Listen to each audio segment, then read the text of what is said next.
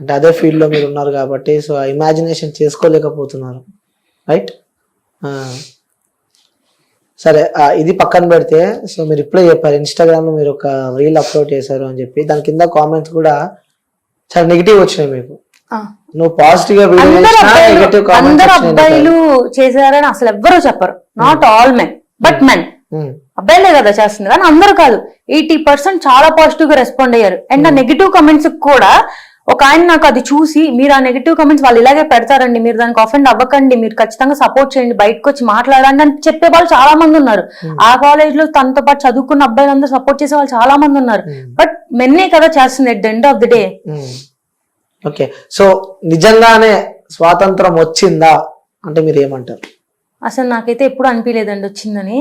ఎందుకంటే నేను ఇప్పుడు జాబ్ చేయడానికి హైదరాబాద్ వచ్చి కూడా మమ్మీ నాతో పాటు ఇక్కడే ఉంటుంది, మా డాడీ సింగిల్ గా ఉంటున్నారు విజయవాడలో.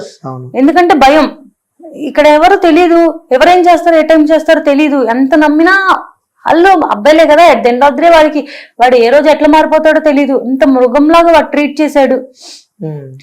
అసలు ఎక్కడ అంత ఫ్రీడమ్, అంత ఇండిపెండెన్స్ వస్తే మా పేరెంట్స్ వచ్చి నాతో పాటు ఉండి వర్క్ తీసుకెళ్లాల్సినంత అవసరం లేదు. ఒక వర్క్ వెళ్ళడానికి కూడా వాళ్ళు తోడొచ్చి తీసుకెళ్తున్నారు అంటే ఎంత దారుణమైన స్టేట్ లో మనం ఉన్నామని చూసుకోవాలి. ఈ ఇంటర్వ్యూకి వస్తున్నప్పుడు కూడా జాగ్రత్త అమ్మ, ఎవరికో అమ్మాయికి ఎలా జరిగిందంట అని చెప్పి పంపించారు నన్ను. అలాంటి పరిస్థితిలో మనం ఉన్నామంట. సో నిజంగా ఆ స్వాతంత్రం వచ్చింది, రావాలి అంటే ఇలా జరుగుతూనే వస్తది అంటే ఎలా ఉండాలని కోరుకుంటున్నారు మీరు? ఇప్పుడు మాకు యాక్చువల్ గా అందరూ ఇప్పుడు ఫైట్ చేస్తుంది. ఇప్పుడు ఎంత చేసినా ఆ అమ్మాయి పెయిన్ ని ఎవరు వెనక్కి తీసుకురాలేరు. ఆ అమ్మాయి ఏం చేయలేం, అంత ట్రామా అయింది. అట్లీస్ట్ తను ఇంత కష్టపడి ఇలా జరిగినందుకైనా కూడా ఇప్పటికైనా ఒక యాక్ట్ తీసుకురావాలి డాక్టర్స్ కోసం. ఎందుకంటే మేము చాలా దగ్గరగా ఉంటాం పేషెంట్స్ కి. ఎప్పుడు కూడా వాళ్ళకి ఒక బ్యాడ్ న్యూస్ చెప్పాలన్నా, గుడ్ న్యూస్ చెప్పాలన్నా మేము వాళ్ళకి డైరెక్ట్ కాంటాక్ట్ లో ఉంటాం. వాళ్ళు ఎలా రియాక్ట్ అవుతారో తెలీదు. ఇంత ఈజీగా నిన్న మొన్న కూడా చెన్నైలో, కోయంబత్తూరులో కూడా ఒక డాక్టర్ మీద నేకెడ్ గా వచ్చేసి వాడు రేప్ చేస్తానని మొలెస్టేషన్ చేశాడు. అండ్ నిన్న ఈ ఇన్సిడెంట్ జరిగింది కదా, ఈ ఇన్సిడెంట్ కి ప్రొటెస్ట్ చేయడానికి వెళ్ళిన ఒక అమ్మాయి రిటర్న్ అవుతుంటే తన హోమ్ కి తన చేశారు. ఈ ఇన్సిడెంట్ కి సపోర్ట్ చేయడానికి వెళ్ళిన అమ్మాయిని ఇంకా అసలు ఎక్కడికి పంపిస్తారు అమ్మాయిల్ని? అమ్మాయిలంటే మీరు ఎట్లా, ఇదే అబ్బాయి జిమ్ కి వెళ్తే జిమ్ లో షర్ట్ తీసేసి కండలు చూపించి ఫొటోస్ పెట్టుకోవచ్చు, తను బీచ్ లో మంచిగా రీల్స్ చేయొచ్చు. కానీ అమ్మాయి ఏమి చేయకూడదు. అమ్మాయి అంటేనే ఇంక ఇట్లాగే ఉండాలి. ఇలా ఉండకపోతే మేము చేస్తాం.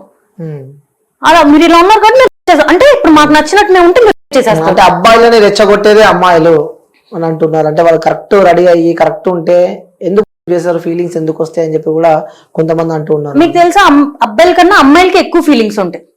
యాజ్ ఆఫ్ సైంటిఫిక్ రీసెర్చ్ అబ్బాయిలకి ఒక 20% ఫీలింగ్స్ ఉంటాయి, అమ్మాయిలకి 50% ఫీలింగ్స్ ఉంటాయి. వాళ్ళు ఎవరు ఇట్లా చేయట్లేదు కదా. ఇంకా మీరు సెమీ నేకెడ్ గా బయట తిరుగుతారు, షార్ట్స్ వేసుకొని తిరుగుతారు. అలా అమ్మాయిలు చేయకూడదు. అంటే మీకు మాత్రమే సమ్మరు, మీకు మాత్రమే గాలాడదు. వాళ్ళకి మాత్రం ఆ రోజు కూడా బుర్కా వేసుకొని తిరగాలి. ఏం చెప్తారు అలా అనుకున్న వాళ్ళకి? ఏం చెప్తారు మీరు? అంటే మీరు ఇట్లా ఉండండి, మీరు చున్నీ వేసుకొని తిరగండి, మీరు బయటకు వెళ్ళొద్దు నైట్ పూట, మీరు అబ్బాయిలు ఇలాగే ఉంటారు, వాళ్ళు ఇలాగే చూస్తారో అని అమ్మాయిలకి చెప్తూ ఉంటారు కదా. అలా సేమ్ పేరెంట్స్ అబ్బాయిలకు కూడా చెప్పాలి. అమ్మాయిలు అన్నాక అలా బట్టలు వేసుకుంటారు, అమ్మాయిలు అన్నాక బయట తిరుగుతారు, వాళ్ళు మనుషులే, మీతో పాటు పుట్టిన ఆపోజిట్ జెండర్ అంతే. సో మీరు అందరూ కూడా వాళ్ళు మీ మదర్ని ఎట్లా చూస్తున్నారో అట్లాగే మీరు చూడండి. చిన్నప్పటి నుంచి పెంచి పెడితే అప్పుడు వాళ్ళు అలా చూడడం మానేస్తారు. వాళ్ళు ఎప్పుడైతే అలా చూడడం మానేస్తారో సొసైటీ అంతా బాగుపడింది. ఓకే, సో నిజంగా ఈ ఘటనకు సంబంధించి చిన్న ఉన్నప్పటి నుంచి ఆ పాపను పెంచి పెద్ద చేసి ఇంకొక 1 year అయితే ఆ పాప ఈ స్టడీస్ అయిపోద్ది. సో నెక్స్ట్ జాబ్, సో తను ఒక డాక్టర్ అవుతారంటే ఒక కన్న తండ్రికి ఉంటుంది కదా, సో నా కూతురు డాక్టర్ కావాలి, సో నా కూతురు ఇంజనీర్ కావాలి, నా కూతురు పోలీస్ కావాలని చెప్పి. సో అంటే ఫుడ్ నోరు దాకా పెట్టి తిందామన్న స్పేస్ లో ఆ ఫుడ్ నోరు కాకుండా కింద పడిపోతే ఎంత బాధ ఉంటుందో. సో చిన్న ఉన్నప్పటి నుంచి కష్టపడి పెంచి ఆ పాప ఒక స్టేజ్ వచ్చిన తర్వాత నిజంగా ఆ కన్నా తల్లిదండ్రులకి ఆ ఆవేదన ఉంటుంది కదా, సో అది వర్ణించలేనిదని చెప్పుకోవచ్చు. సో ఆ పేరెంట్స్ ని చూస్తూ ఉంటే నిజంగా ఫస్ట్ వాళ్ళ నాన్నని తీసుకెళ్ళి బాడీ, డెడ్ బాడీ చూపిస్తే నిజంగా ఎలా అసలు డైజెస్ట్ చేసుకోగలడా? ఎందుకంటే ఒక అమ్మాయికి అమ్మ బాండింగ్ కన్నా నాన్న బాండింగ్ ఎక్కువ ఉంటది. సో అమ్మ కన్నా నాన్న ప్రేమ ఎక్కువ ఉంటది. సో డైజెస్ట్ చేసుకోగలుగుతారా అసలు? అది ఈ ఫీల్డ్ లో చాలా కాస్ట్లీ, మెడికల్ ఫీల్డ్ చాలా కాస్ట్లీ, చాలా కష్టం కూడా చదవడం.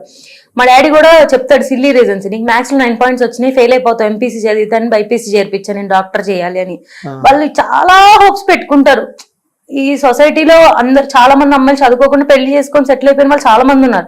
అంతమందిలో 30 years వచ్చినా కూడా పెళ్లి చేయకుండా చుట్టూ ఉన్న సొసైటీ పెళ్లి చేయవా అని అడిగినా కూడా లేదు, మా అమ్మాయి అంటూ నిలబడాలి, తను చదువుకొని ఒక డాక్టర్ అవ్వాలి అని చాలా కష్టపడి వాళ్ళు డబ్బులు లేకపోయినా కూడా పెట్టి చదివిస్తారు. ఎందుకంటే అమ్మాయి పేరు, రేపంటే అమ్మాయి కాళ్ళ మీద నిలబడాలి, వాళ్ళని చూసుకోవాలి అని చాలా కష్టపడి పెంచుతారు. అంత కష్టపడి చేసిన తర్వాత మా డాడీ కూడా చెప్తాడు, వీళ్ళమ్మ ఈ ఫీల్డ్ బాగా చదువుకో, డాక్టర్ అవ్వాలి, నువ్వు అంత కష్టపడి చేస్తారు. నేను జస్ట్ నాకు హెల్త్ బాగోకపోతేనే వాళ్ళు ఎంత సఫర్ అయ్యారో నాకు తెలుసు. వాళ్ళ డాడీ అలా అయిపోయిన తర్వాత అమ్మాయికి అసలు వాళ్ళు ఇంట్లో చిన్న జ్వరం వస్తేనే తట్టుకోలేరు చిన్న పిల్లలుగా. సో కూతురు ఎంత హైట్స్ కి ఎదిగినా కన్న తండ్రికి మాత్రం చిన్న పాపనే. సో ఫీవర్ వచ్చినా తట్టుకోలేను ఆ తండ్రి. నిజంగా ఆ తండ్రిని తలుచుకుంటుంటే అసలు లిటరల్లీ సో మనకే అసలు అర్థం అంత జరిగి వాళ్ళు అంత బాధలో ఉన్నా కూడా ఇంకా ఆ అమ్మాయి తప్పని చెప్పిన మాటలు వింటుంటే ఇంకా యానిమల్ బిహేవియర్ చూపిస్తున్నారు ఇంకా కొంతమంది మనుషులు. ఇంకా ఈ వీడియో కింద కూడా ఎంతమంది కామెంట్స్ పెడతారో, యాక్చువల్గా ఇలా కామెంట్స్ పెట్టే వాళ్ళే రేపు అవుతారని నా ఫీలింగ్. 100% అది అక్కడో చెల్లెనో ఉంటది కదా, సో వాళ్ళకి ఇలానే జరిగితే వాళ్ళు అలానే రియాక్ట్ అవుతారేమో అని చెప్పి అనుకోవాలి. వాళ్ళ అక్కల్ని చెల్లెల్ని కూడా కదా ఇప్పుడు అంతా. అది కూడా అలాంటి సమాజంలో మనం ఉన్నాం. నిజంగా సిగ్గుపడాలి మనం ఇలాంటి సమాజంలో మనం ఉన్నందుకు. సో అంటూ ఉన్న పొద్దున్న లేస్తే అక్క చెల్లె అని చెప్పి ఆ ఆప్యాయతలు ఆ ప్రేమలు అప్పుడు ఎలా ఉండే జనరేషన్, సో ఇప్పుడు ప్రజెంట్ ఇలా నడుస్తుంది. సో అంటే ఇల్లీగల్ ఎఫైర్స్ లైక్ అన్న లేడు, చెల్లె లేదు, అక్క లేదు, వదిన లేదు, అడ్డగోలుగా లైక్ యానిమల్స్ లా బిహేవ్ చేసే సమాజంలో మనం బతుకుతున్నాము. సో యాజ్ అ డాక్టర్ గా చివరిగా ఈ సమాజానికి నువ్వు ఏ మెసేజ్ ఇద్దాం అనుకుంటున్నావు? నేను ఇంత కోరిలేట్ చేసుకోవడం వల్ల ఇప్పుడైతే జస్టిస్ ఆ అమ్మాయి ఖచ్చితంగా కావాలి. ఇదైతే కంప్లీట్ గా ఒక ఇండివిజువల్ చేసిన మర్డర్ అయితే కాదు, ఇది ఒక గ్రూప్ రేప్ మర్డర్, అది కన్ఫర్మ్ గా అందరికీ తెలుసు. సో ఖచ్చితంగా ఆ అమ్మాయికి జస్టిస్ అనేది జరగాలి. వాళ్ళు ఎంత పెద్ద వాళ్ళైనా కూడా. అండ్ ఆ సీఎం కూడా ఎంత సింపుల్ గా ఈ విషయాన్ని చాలా సిల్లీగా మాట్లాడారు. పెద్దవాళ్ళందరూ బయటకు వచ్చి సో దీనికంటే ఒక కొంతమంది చెప్తున్నారు అమ్మాయిలు, కొంతమంది ఉన్నారు నిజంగానే పాపం అబ్బాయిలు ఏం చేయకుండానే ఇలా బ్లాక్మెయిల్ చేయడం, నువ్వు నన్ను ఏదో చేసావు అని చెప్పి నేను నీ మీద కేసేస్తాను, ఇలా బ్లాక్మెయిల్ చేయడం. అలాంటి వాటికి మనం ఏం చేయాలి, నాకు అంత రూల్స్ నాకు తెలియదు. బట్ ఇది క్లియర్ గా అమ్మాయి రేప్ అండ్ మర్డర్ చేశాడు, నువ్వు ఏం కావాలంటే చేసుకో అని చెప్తున్న వాడిని కూడా ఇంకా పోలీస్ స్టేషన్ లో పెట్టి నేను చేశాను చెప్తున్నాడు కదా, నేను చేశాను, నేను ఏం చేస్తారో చేసుకోండి అని ట్విట్టర్ లో ట్వీట్స్ పెడుతున్నాడు. అలాంటి వాడిని ఇంకా బతికిచ్చి ఫుడ్ పెట్టి వాడిని కూర్చోబెట్టి మేపుతున్నారు కదా. సో ఇప్పుడు ఇంకా విక్టిమ్ ఉన్నాడు, వాడు ఇంకా తెలియలేదు, తనేం తప్పు చేయలేదు, చేశాడు లేదో తెలియదు, అలాంటి పక్కన పెట్టండి. సో ఇది యూజ్ చేసుకుంటున్నారు అమ్మాయిని కాదు, ఇది రియల్ గా జరిగింది, వాడు చేశాడు, అది కన్ఫర్మ్ అయ్యింది అన్నప్పుడు కూడా ఇంకా వాడిని రోడ్ మీద పెట్టి తిప్పుతున్నారు కదా.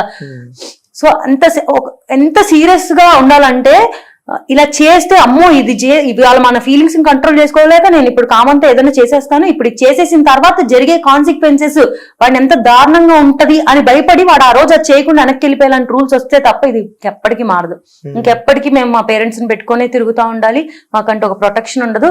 రేపు అమ్మాయిల్ని కూడా మేము బయటకు వెళ్ళాలంటే రేపు నీ హస్బెండ్ వెళ్ళు, రేపు పెళ్ళాక నువ్వు వెళ్ళు, ఇప్పుడైతే నువ్వు వెళ్ళొద్దు, వాడంతే నువ్వు ఏమైనా ఉంటే ముందు చేసుకో, ఇప్పుడు కాదు. ఇంకా మాకంటే ఎప్పటికీ ఫ్రీడమ్ అంటూ రాదు. మేము ఎక్కడికి ఇండివిజువల్ ఒక్కళ్ళం కూడా మేము బయటికి తినడానికి కూడా మేము సింగిల్గా వెళ్ళలేము, ఒక తోడు ఉంటే. ఇప్పుడు నేనన్నా అంతే, ఒక్కదాన్ని ఎక్కడికి వెళ్ళలేను నేను, ఎవరో ఒకళ్ళు తోడుకోవాలి. ఎందుకంటే భయం, ఎంత ఇన్స్టాలో రీల్స్ చేసినా మేము అమ్మాయిలమే కదా, మాకు చాలా భయం ఉంటది. ఇంకెక్కువ ఇన్స్టా ఇన్ఫ్లుయెన్సర్స్ కే ఉంటది అనుకోవచ్చా భయం?